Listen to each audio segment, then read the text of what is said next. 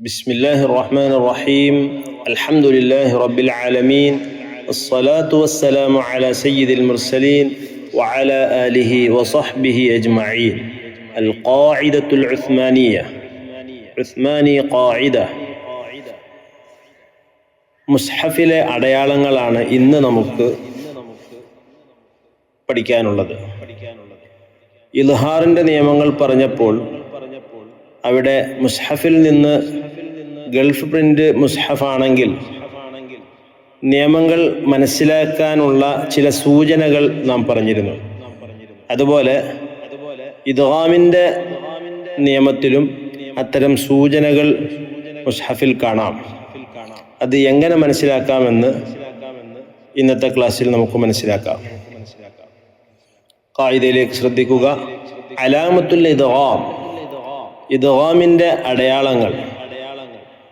നൂൻ, മീം, റാ, ലാം എന്നീ അക്ഷരങ്ങൾ ഇദ്ഗാം പൂർണ്ണമായതിൽ അഥവാ അൽ ഇദ്ഗാമുൽ കാമിൽ എന്നും വാവ്, യാ എന്നീ രണ്ടക്ഷരത്തിൽ ഇദ്ഗാം ഭാഗികമായതിനാൽ അൽ ഇദ്ഗാമുൻ നാഖിസ് എന്നും പറയുന്നു.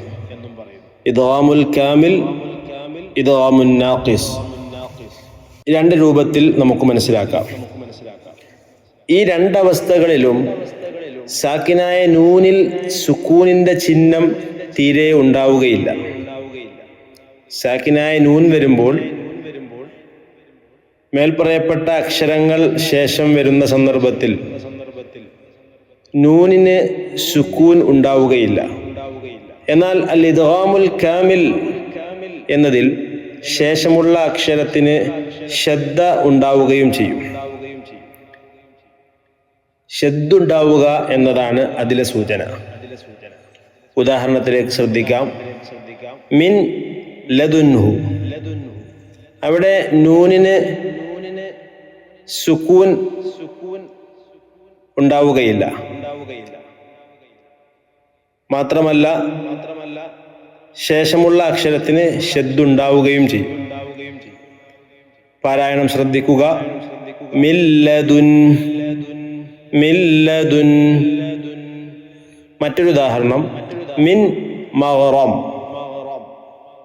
അവിടെയും നൂനിന് സുക്കൂൻ ഉണ്ടാവുകയില്ല, ശേഷമുള്ള അക്ഷരത്തിന് ശദ്ദുണ്ടാവുകയും ചെയ്യും. പാരായണം ശ്രദ്ധിക്കുക. മിം മഗ്റം, മിം മഗ്റം. ഇനി അൽ ഇദ്ഗാമുൻ നാഖിസ് എന്നതിൽ ശേഷമുള്ള അക്ഷരത്തിന് ശദ്ദില്ലാതിരിക്കുകയും ചെയ്യുന്നു. ഇദ്ഗാമുൻ നാഖിസ് എന്നതിൽ ശേഷമുള്ള അക്ഷരത്തിന് ശദ്ദില്ലാത്തതിന് ഉദാഹരണമാണ് മൻ യഅമൽ. പാരായണം ശ്രദ്ധിക്കുക. മൻ യഅമൽ, മൻ യഅമൽ. മറ്റൊരു ഉദാഹരണം ശ്രദ്ധിക്കുക. മിൻ വാൽ. പാരായണം മിൻ വാൽ, മിൻ വാൽ. ഇതുപോലെ ഇദ്ഗാമിന്റെ രണ്ടവസ്ഥകളിലും തൻവീനിലെ ഇരു ഹറക്കാത്തുകളും സമം നിൽക്കാതെ അല്പം തെറ്റിയിരിക്കും. ഈ രണ്ടവസ്ഥകളിലും തൻവീൻ, ഫത്ഹ തൻവീനാകട്ടെ കസ്റ തൻവീനാകട്ടെ, രണ്ട് തൻവീനുകളിലും ഹറക്കാത്തുകൾ സമം. നേരത്തെ ഇൽഹാറിന്റെ നിയമത്തിൽ പറഞ്ഞതുപോലെ സമമായി നിൽക്കാതെ അല്പം മുന്നിലേക്കും പുറകോട്ടും കേറി ഇറങ്ങിയായിരിക്കും അതിൻ്റെ ഹറക്കത്തുകൾ വരിക. എന്നാൽ അൽ ഇദ്ഗാമുൽ കാമിൽ എന്നതിൽ ശേഷമുള്ള അക്ഷരത്തിന് ശദ്ദ ഉണ്ടാവുകയും ചെയ്യും. ഉദാഹരണം ശ്രദ്ധിക്കുക. യൗമഇദിൻ നാഇമ. പാരായണം യൗമഇദിൻ നാഇമ. അവിടെ ദാലിന്റെ കസ്റത്തൈൻ, കസ്റ തൻവീൻ ശ്രദ്ധിച്ചാൽ നമുക്ക് മനസ്സിലാകും. സമം നിൽക്കാതെ അല്പം മുകളിലത്തെ ഫത്ഹ അല്പം മുന്നിലേക്കും അല്ലെങ്കിൽ പിന്നിലേക്കും, താഴത്തെ ഫത്ഹ മുകളിൽ നിന്ന് അല്പം തെറ്റിയായിരിക്കും നിൽക്കുക.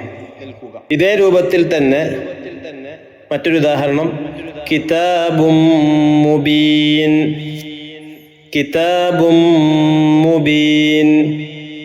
ഇവിടെയും ലമ്മ തൻവീൻ തുടരെയായി വരുന്ന രൂപത്തിലാണ് ഉണ്ടാവുക.